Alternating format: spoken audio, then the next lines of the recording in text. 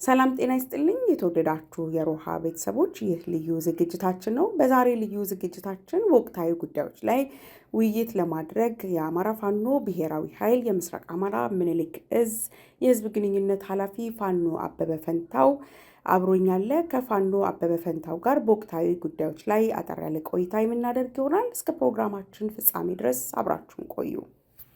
ፋኖ አበበ ፈንታው እንግዲህ ስለተገናኘን ከልብ አመሰግናለሁ። እንደው ለመነሻ የሆነን ዘንድ ወደ ሌሎች ጥያቄዎች ከመግባቴ በፊት በትላንትናው ዕለት በልዩ ኦፕሬሽን የአማራ ፋኖ ብሔራዊ ኃይል ምስራቅ አማራ ምኒልክ እዝ በጃራ አካባቢ እንግዲህ ጃራን እኔ የማውቀው ከዚህ በፊት በተለያዩ የወለጋ ወረዳዎች በግፍ ተፈናቅለው ተሰደው ወገኖቻችን ያረፉበት የተፈናቃይ ጣቢያ እንደነበረ ነበር።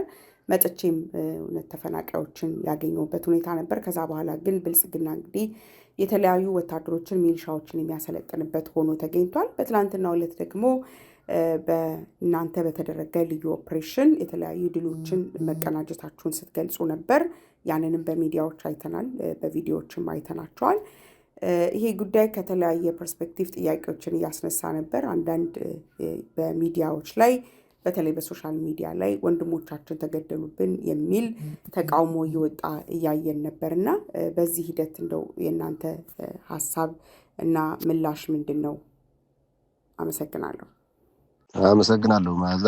ያው በመሰረታዊነት እንግዲህ ሰሜን ወሎ ዞን በአብሮ ወረዳ የሚገኘው ጃራ ተፈናቃይ ካምፕ ነው የነበረው በሰሜኑ ጦርነት እንደምናስታውሰው። ከዛ በኋላ ደግሞ ያው የብልጽግናው አገዛዝ በአማራ ህዝብ ላይ ዘር ማጥፋት እየፈጸመ ባለበት በዚህ በአሁኑ ጦርነት የአማራ ፋኖም እንግዲህ ለህልውናው ተጋድሎ እያደረገ ባለበት ማለት ነው የሚሊሻ አድማ ብተና ማሰልጠኛ ካምፕ አድርጎታል። ከዚህ ጋር ተያይዞ በተለይ አሁን በዚህ ጊዜ ሰፊ ቁጥር ያለው ሚሊሻ በተለይ ከሰሜን ወሎ ዞን በርካታ አካባቢዎች ወደ ማሰልጠኛ እንዳስገባ ነው መረጃው ያለን። ከዚህ ጋር ተያይዞ አንዳንድ አካባቢዎች የማይጠብቃቸው አካባቢዎችም በሚሊሻነት እየሰለጠኑ ከብልጽግና አገዛዝ ጋር ሆነው እንግዲህ ፋኖንም ለመውጋት ሌሎችም ዓላማዎችን አንግበው እየሰለጠኑ የነበሩም እንዳሉም ከሁነቱ በኋላ ለመረዳት ችለናል። የሆነ ሆኖ ግን አጠቃላይ ከ3 ወር ከ4 ወር በፊት የምናውቀው የብልጽግናው አገዛዝ እቅድ ነው ተግባራዊ እየተደረገ የነበረው።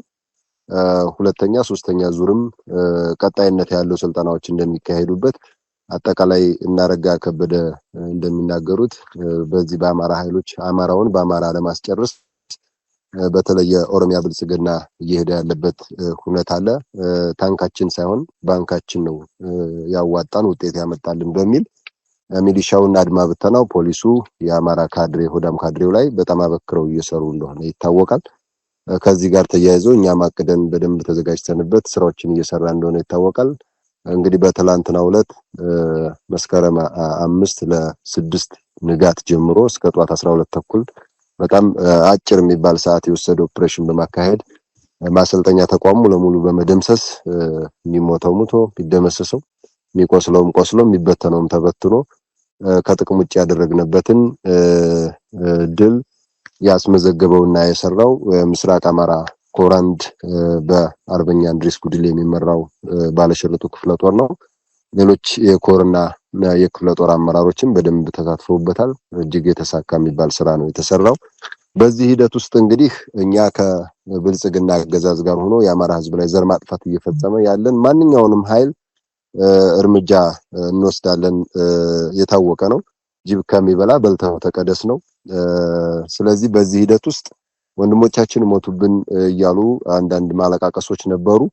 በተለይ ከራያ አካባቢ የተሰዉ የሞቱ ሚሊሻዎች አሉ በሚል ከወያኔ ጋር ለመዋጋት ስልጠና እየወሰዱ የነበሩ ናቸው የሚል ነገር አለ።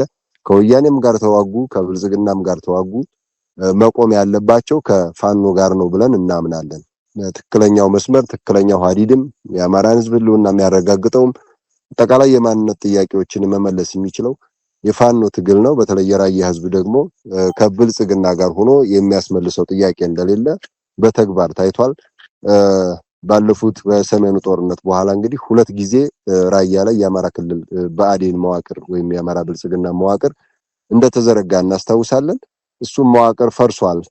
የራያን ህዝብ ሀብት ሁሉ አሟጠው ይዘው ወደ ብልጽግና የገቡ አመራሮችም አሉ ይታወቃልና መዋቅሩን አፍርሰው ሁለት ጊዜ የአማራ ብልጽግና መዋቅር ያፈረሰው ራሱ የአማራ ብልጽግናና የፌደራል መንግስቱ ነው።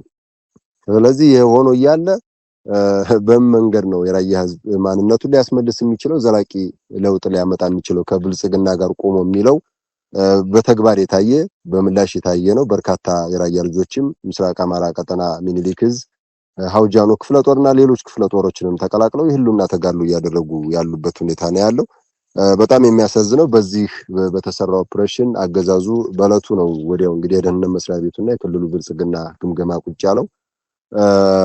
የሞቱት ሚሊሻዎች የተማረኩት ደረሰባቸው ጉዳት አላሳሰባቸውም። እንደነገርኩሽ ባንካችን ነው ውጤት ያመጣልን ታንካችን አይደለም በሚል አማራን በአማራ እያስጨረስነው ነው በሚል ግምገማቸውም የሚያሳየው በክልሉ ብልጽግና በሎሌዎቻቸው በኩልም የተገመገመው በደህንነት መስሪያ ቤቱም የተገመገመው ምንድነው ሁለተኛና ሶስተኛ ዙር ለማስገባት እቅድ ነበረ ለማሰልጠን እሱ ሙሉ ለሙሉ ተጨናቀፈበት ሁኔታ በጣም ኪሳራ ደርሶብናል በሚል ነው የገመገሙት እንጂ የሞቱት ሚሊሾች አላሳሰቧቸውምና እኛም እንግዲህ እንደ ፋኖ ባለፉት 2 ዓመታት እና ከዛ በላይ ያለምንም ተስፋ መቁረጥ በፍጹም ትዕግስት ስንለምን ኖረናል። የሆነ ሆኖ በርካታ ጉዳቶች እየደረሱብን ነው። እነሱን ጉዳቶች መቼም ለአማራ ህዝብ ነፍሳችንን ሰጥተን ወደ ትግል ወጥተናል። የነፍሳችን ባለቤት እኛ ሳንሆን የአማራ ህዝብ ነው። የህልውና ተጋድሎ ነው። የሆነ ሆኖ ነፍሳችንን ስለሰጠን ደግሞ ያላግባብ መሞት አለብን ብለን አናስብም። ትግላችንም አብሮ ስለሚሞት ጅብ ከሚበላ በልተው ተቀደስ በሚለው ትግላችንን ወደፊት የሚያስገድ እርምጃ ወስደናል።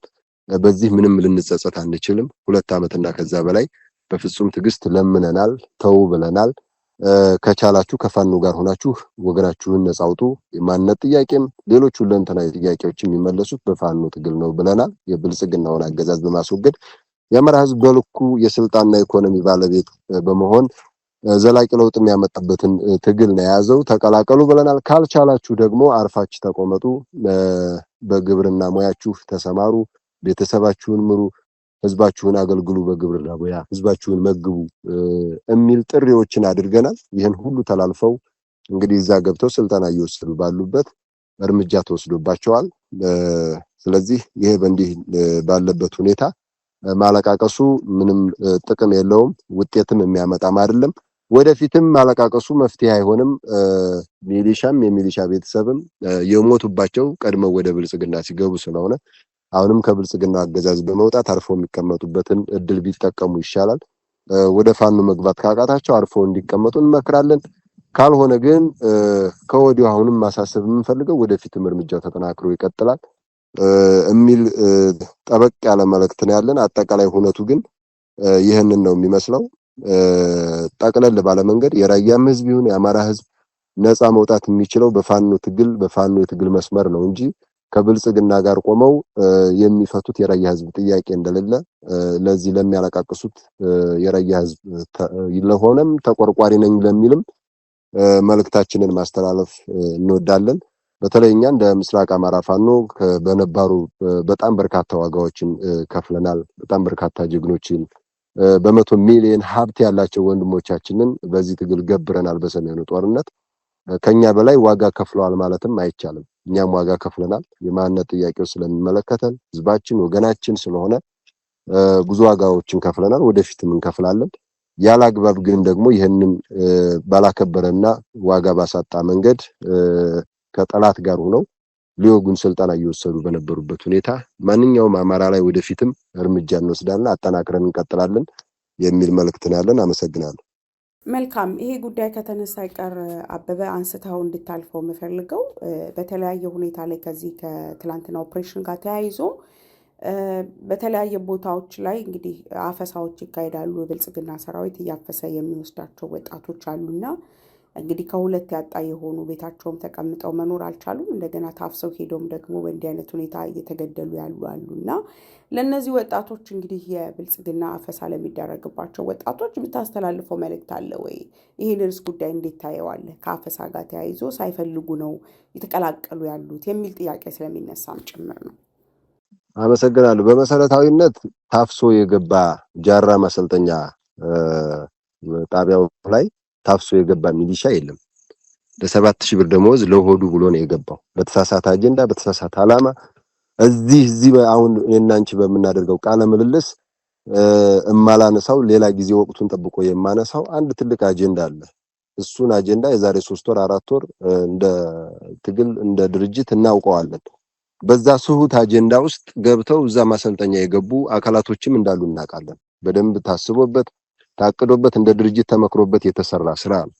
ለዛ ነው አገዛዙም በከፍተኛ ሁኔታ መደናገጥ የታየበት ትልቅ ኪሳራ ደርሶብናል በሚል የገመገሙትም እኛም ቀድመን መረጃው ስለነበረን እሱን ሰርተናልና በአሁኑ ኦፕሬሽን ታፍሶ የገባ ሚሊሻ የለም። እንዲያውም አንዳንዶቹ ሲዋጉን የነበሩ ናቸው።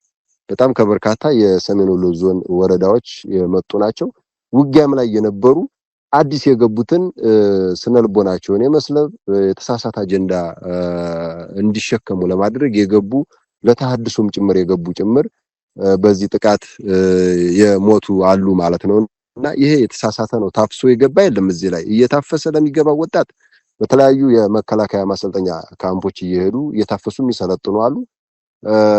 ባገኙት አጋጣሚ እንደሚጠፉ እናውቃለን። ከዛ ሳይደርስ ግን መጀመሪያ ፋኖን መቀላቀል ይቻላል። ታፍሰው ከገቡ በኋላ በማያምኑበት ጦርነት ውስጥ እየተማገዱ ከሚበሉ ለቤተሰብም ሀዘን ለሀገርም ሀዘን ከሚሆኑ መጀመሪያ በዚህ በትክክለኛው የትግል መስመር ገብተው መታገል ይችላሉ። ታፍሰው ወደ ማሰልጠኛ ወደ ማጎሪያ አለመግባት ይችላሉ።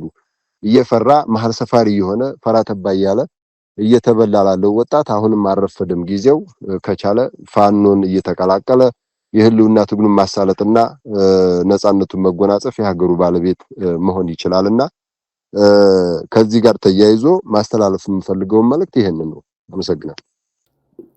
ከልብ አመሰግናለሁ። እንደው ወደ ሌላው ጥያቄ ልለፍ። ከዚህ ርዕስ ጉዳይ ወጥተን እንግዲህ አዲሱ ዓመት ከገባ ስላልተገናኘን በ2018 በተመለከተ እንግዲህ 2018 ላይ ያስተላለፋችሁት እንደ አማራ ፋኖ ብሔራዊ ኃይል ያስተላለፋችሁት እንኳን አደረሳችሁ መልእክት ጋር ተያይዞ ለተለያዩ በኢትዮጵያ ውስጥ ለሚንቀሳቀሱ ኃይሎች ጥሪዎችን አስተላልፋችኋል። እንደው በ2018 እቅዳችሁ ምንድነው? በ2017ስ ምን አሳካን ብላችሁ ታስባላችሁ? እንደዚሁም ደግሞ ለተለያዩ አካላት ያቀረባችኋቸው አብረን እንስራ እና በጋራ እንቆም ጥያቄዎች ወይም ደግሞ መልእክቶች ተላልፈዋልና በዚህ ጉዳይ ላይ ምን ማለት እንደሆነ እንደው ማብራሪያ ብትሰጠን ብዬ ነው።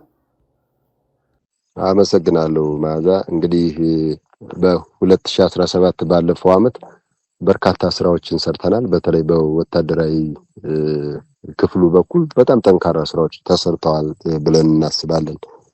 በተለይ በጣም ዲሲፕሊን የሆነ ሰራዊት መገንባት ችለናል። አገዛዙን በብዙ ረገድ አዳክመነዋል። በብዙ ረገድ በጣም አዳክመነዋል ማለት ይቻላል። ዲሲፕሊን የሆነ ስንል በቃ አጠቃላይ ከጓድ ጀምሮ እስከ እዝ ድረስ ጠንካራ የሆነ አደረጃጀት የተፈጠረበት ሁኔታ አለ።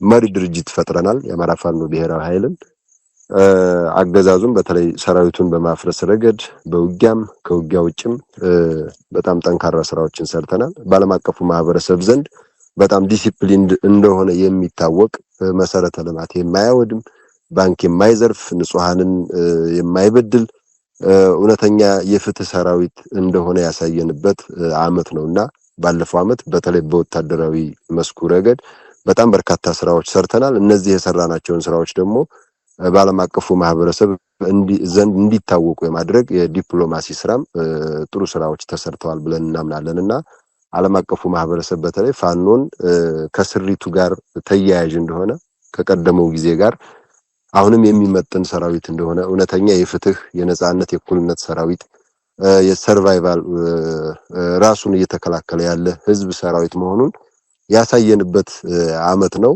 በፖለቲካው ረገድ ደግሞ መሪ ድርጅት ሊኖረው ይገባል። የአማራ ህዝብ የአማራ ፋኖ ትግል በሀገር ውስጥም በሀገር ውጭም በክልሉ ከክልሉ ውጭ ያለውን በመላው ዓለም ያለውን አማራ እንደ ህዝብ አሰባስቦ ማታገል የሚችል ድርጅት መስርተናል።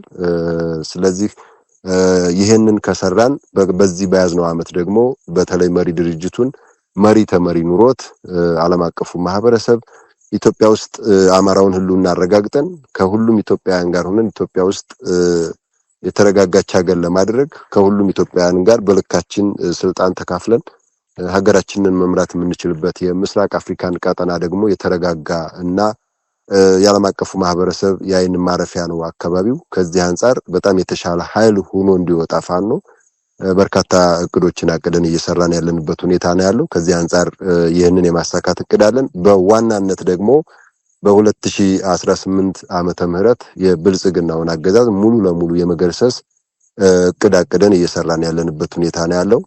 ይሄን እንግዲህ ከፈጣሪ ጋር እናሳካለን ብለን እናስባለን። ሌላው በ2018 አዲስ ዓመት ጥሪ ያደረግነው ኢትዮጵያ ውስጥ እየተንቀሳቀሱ ያሉ ጸረ ብልጽግና ኃይሎችን ነጻነት ፈላጊ ለውጥ ፈላጊ ኃይሎችን በሙሉ ጥሪ አድርገናል። የአንድ ሀገር ህዝቦች ነን፣ የተዋለድን የተካበርን የአብራክ ክፋይ ነን።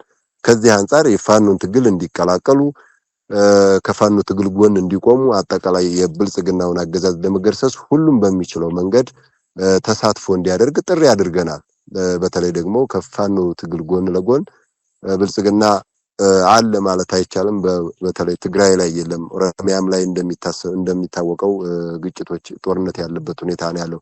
አማራ ክልል ሙሉ ለሙሉ የፋኖ ትግል ስርዓቱን ከጥቅም ውጭ ያደረገበት ሁኔታ አለ። ይሄና በሌሎች አካባቢዎችም ያለው ተደማምሮ በህዝባዊ አመጽ በህዝባዊ ቢተኝነት አዲስ አበባን ጨምሮ ሙሉ ንቅናቄ ኖሮ የብልጽግናውን አገዛዝ በዚህ ዓመት ብዙ ሳይገፋ ሌሎች አጀንዳዎችን እየቀያየረ አዳዲስ ጦርነቶችን በማምጣት ኢትዮጵያውያንን እርስ በርስም ይሁን ከሌሎች አካላቶች ጋር ጦርነት ውስጥ ሳያስገባን ቶሎ መድረስና ሀገራችንንም ኦሬዲ በመርህ ደረጃ ከታየ ኢትዮጵያ አልፈረሰችም ማለት አይቻልም። አሁንም ደግሞ በሰነድ የተደገፈ ይፋዊ በሆነ መንገድ ሀገራችን ከመፍረሷ በፊት መድረስ አለብን ብለን ስለምናስብ ለሁሉም ኢትዮጵያውያን ጥሪ አድርገናል። ጥሪው ደግሞ በመልካም ጎን ነው የታየው። ጥሩ ጅምሮች፣ ጥሩ እንቅስቃሴዎች አሉ። ሁላችንም ተባብረን የሀገራችንን ዕጣ ፈንታ የምንወስንበት ነፃ የምናወጣበት ትግል እንድናካሄድ የሚል ጥሪ ያለን እንደ ፋኖ እንግዲህ የአማራን ህዝብ ህልውና ማረጋገጥ ነው ቀዳሚ ዓላማችን። የአማራ ህዝብ ህልውና ስናረጋግጥ የሀገራችንንም ህልውና የማረጋገጡን ሂደት ወደፊት እንወስደዋለን ብለን እናስባለን። ከዚህ አንፃር ሁሉንም ኢትዮጵያውያኖች እየታገሉ ያሉትን ጸረ ብልጽግና ኃይሎችን በሙሉ ጥሪ ያደረግነው ከዛ አንፃር ነው። ከዚህም አንፃር የተሳካ ጊዜ ይኖራል፣ የድል ዓመት ይሆናል ብለን እናስባለንና አጠቃላይ ያለው ነገር ይሄንን ነው የሚመስለው። መዓዛ አመሰግናለሁ። መልካም። ሌላው እንደው ሌሎችንም የፋኖ አመራሮችን በተለያየ ጊዜ ሳገኝ የማነሳው ጥያቄ ነውና እናንተ እንግዲህ በዕለታዊ መግለጫም ጭምር የምታደርጓቸውን የድል ዘገባዎች የምትማርኩትን ድላችሁን እና በወታደራዊም ሆነ በፖለቲካዊ ሁኔታ የምትቀናጁትን ድል በሚዲያ በቪዲዮ በማስደገፍ ጭምር ታስረዳላችሁ፣ ታሳያላችሁ። አገዛዙም ደግሞ ይሄንን ያሳያል። ይሄንን ያሳያል ስንል እንግዲህ እነዚህ አመራሮች የፋኖ ወታደር የነበሩ ዛሬ ይሄው እጃቸውን ሰጥተውናል፣ ተጸጽተናል ብለውናል የሚሉ ነገሮችን ይዘው ይቀርባሉ። በተለያዩ ትልልቅ የወታደራዊ አዛዦቻቸው አማካኝነት ጭምር ወጥተው እንዳሸነፉና የመለቃቀም ስራ ሁሉ እየሰሩ እንደሆነ ለማሳየትና ለመናገር ይሞክራሉ። አገዛዙ ይሄንን ይላል። እናንተ በተለያየ መልኩ ደግሞ የተቆጣጠራችኋቸውን ቦታዎች ጭምር ሳይቀር ስታቀርቡ ስታሳዩን አላችሁና እንደው ህዝቡ የትኛውን እውነታው ቢል ምንድነው ለእናንተ ያላችሁ ምላሽ? ፋኖ አበበ አመሰግናለሁኝ። እኔ ላጠናክረው እንጂ ህዝባችን ያውቀዋል። በመሰረታዊነት ህዝቡ በደንብ ጠንቅቆ ያውቀዋል። አንዳንድ ጊዜ ያው አማራጭ አጥቶ በጣም የተሰላቸበት ሁኔታ አለ። እንግዲህ ከዛ አንፃር ያው ህዝቡ የማያውቀው ነገር አይደለም፣ ግን እኛ በደንብ ደግሞ እንሄድበት። የማያውቀው ካለ ምናልባት ይወቀው፣ የሚያውቀውም አጠናክሮ እውነታውን የያዘው ከሚለው አንፃር አጠቃላይ እኛ በተግባር የተደገፈ በምስል በተንቀሳቃሽ ምስልም ይሁን በፎቶ የተደገፈ ማስረጃዎችን እያቀረብን ነው። እንደምታውቂው በማህበራዊ ሚዲያም ይሁን በሚኒስትሪ ሚዲያ ተደራሽ እያደረግን ያለው ለህዝባችን፣ ለሰራዊታችንና አጠቃላይ ለዓለም አቀፉ ማህበረሰብ በዛ ነገር ነው። የኛ በዚህ ልክ ይገለጻል። የሚታይ የሚጨበጥ የሚዳሰስ ነው። አገዛዙ ከዚህ አንፃር እንግዲህ የተሸነፈ ስርዓት ነው። ቀሪ ስራዎቻችንን ከወደኛም ያልተሰሩ የቤት ስራዎች ስላሉ እንጂ ይህንን ስርዓት ኢትዮጵያውያኖች ካለንበት ጥልቅ ሰመመን እንቅልፍ ወጥተን ተነስተን ነቅተን ብንታገለው ይህን ያክል አስቸጋሪ ስርዓት ነው ማለት አይቻልም። ከዛ አንፃር እኛም መስራት ያለብን እየሰራን ነው። ቅድም እንዳልኩሽ በጥሪው መሰረት ሁሉም ተባብሮ ይህን ስርዓት መጣል አለበት ብለን እናስባለን። ከዛ አንፃር የሞተ የበሰበሰ ስርዓት ነው። አጠቃላይ ስርዓት ማለትም አይቻልም።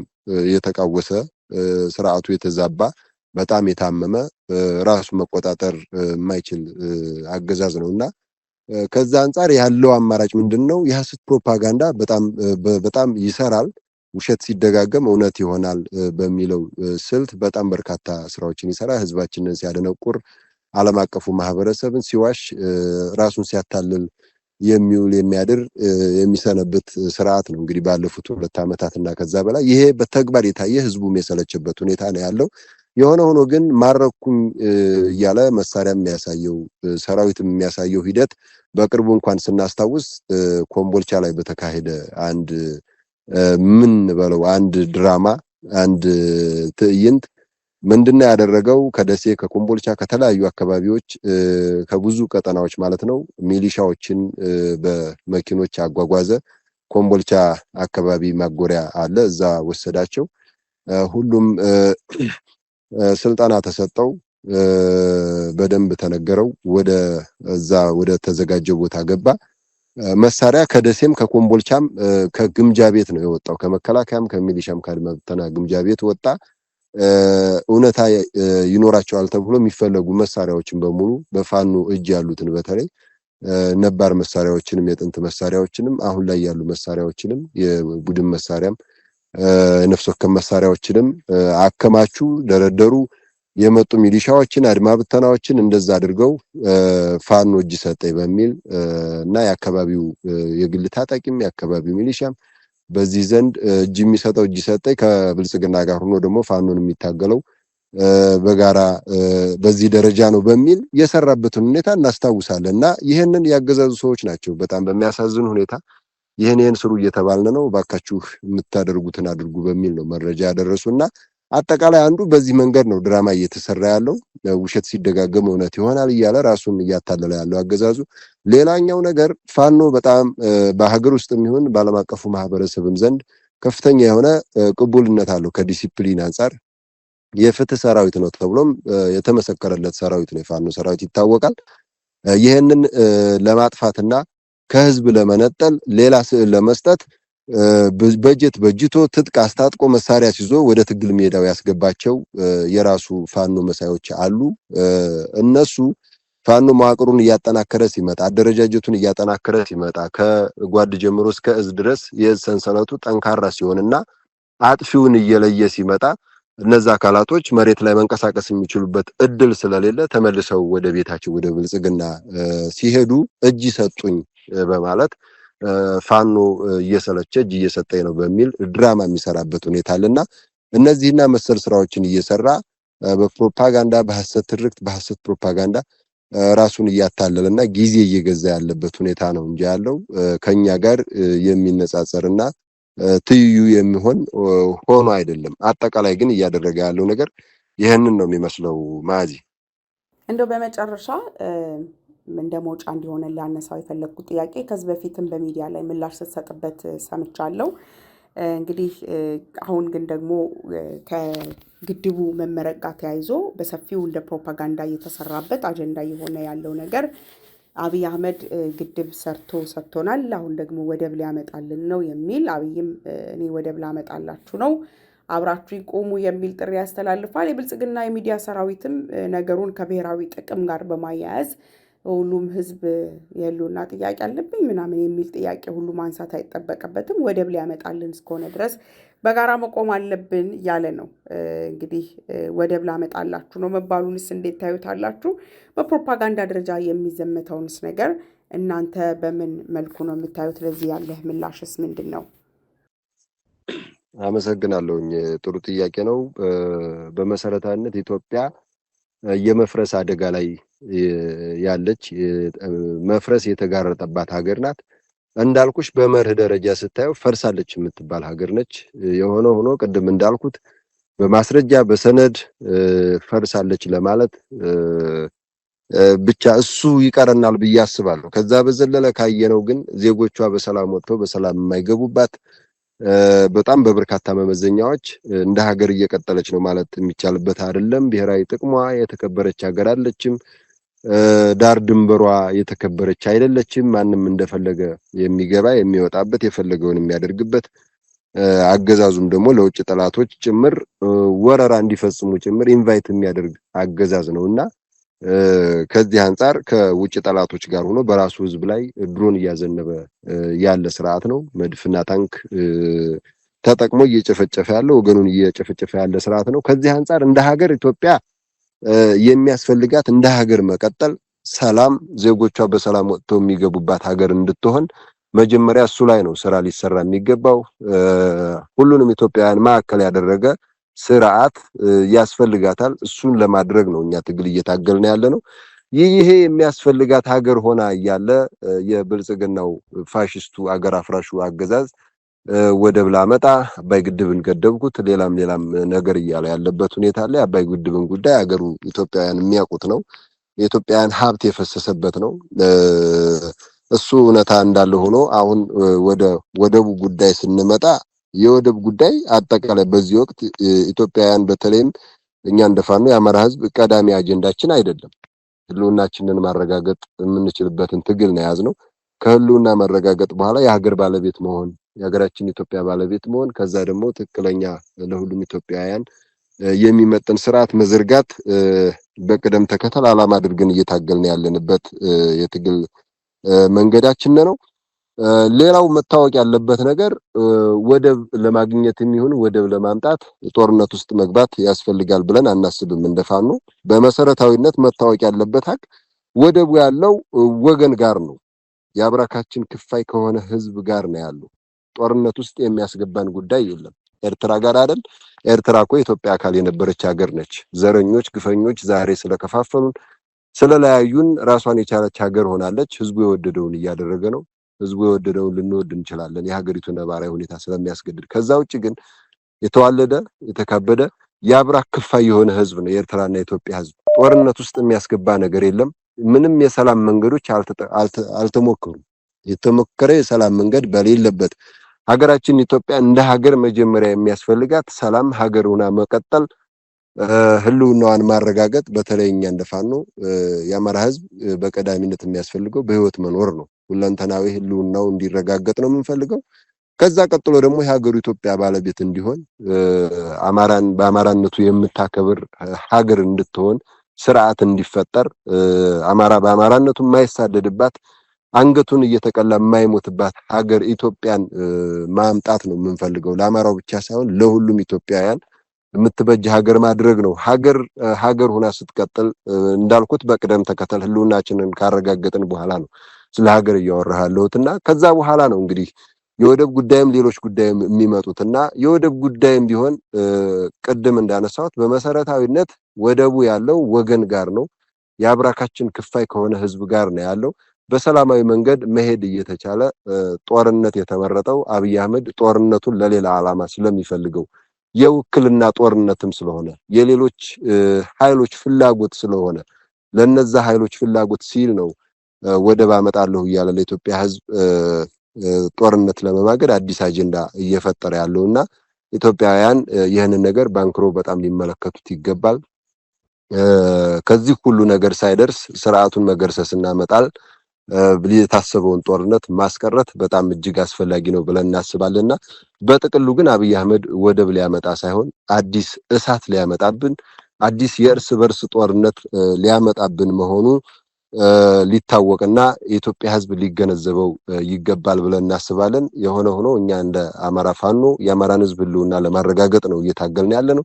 ከዛ ቀጥሎ ደግሞ የሀገራችን ባለቤት ለመሆን ኢትዮጵያ ሀገራችን ለማስቀጠል ለሁሉም ኢትዮጵያውያን የሚሆን ስርዓት እንዲመጣ እንዲተከል ምዕራፉን ማመቻቸት ላይ እየታገልን ነው። በሂደት እናሳካዋለን ብለን እናስባለን። እንዳልኩሽ ለሁሉም ኢትዮጵያውያን ጥሪ እያደረግን ያለነው ከዛ አንፃር የጋራ ሀገር ስላለችን በጋራ ችግሯን እንቅረፍ ከሚልም አንፃር ነው። ለትግላችንም ስለሚበጅ በቀጣይነትም ውጤታማም ስለሚያደርገን እሱን እያደረግን ያለነው። የሆነ ሆኖ የወደብ ጉዳይ ግን በዚህ ሰዓት ለኢትዮጵያ ቀዳሚ አጀንዳ ቀዳሚ ፍላጎት አይደለም። ከሁሉም በላይ ሰላም ይቀድማል፣ ህልውና ይቀድማል። እሱ ላይ ትኩረት አድርገን እየሰራን ነው። ኢትዮጵያውያን እዚህ ላይ ትኩረት እንዲያደርጉና አብይ አህመድ በተሳሳተ አጀንዳ በአጀንዳ እየቀያየረ እርስ በርስ ጦርነት ውስጥ እየገባ የኖረበት ሁኔታ አለ። አሁንም ያለ ጦርነት ስለማይኖር ከሌሎች ኃይሎች ጋር ሆኖ አሁንም የውክልና ጦርነት ለማካሄድ ምናልባትም ደግሞ የራሱን ፍላጎትም ለማሳካት ጭምር አጀንዳ ቀርጾ በማህበራዊ ሚዲያ ይሁን በሚኒስትሪም አጠቃላይ በሚዲያ ሚሊሻዎቹ በኩል ከፍተኛ ዘመቻ እያካሄደ ያለበት ሁኔታ አለ። ህዝባችን አጠቃላይ መንቃትና በዚህ ዓላማ በዚህ የተሳሳተ አጀንዳ እንዳይጠለፍ የሚል መልእክትም አለን። አጠቃላይ ካነሳሽው ጥያቄ አንፃር ባጭሩ ማለት የምፈልገው ይሄን ነው። አመሰግናለሁ ማዚ።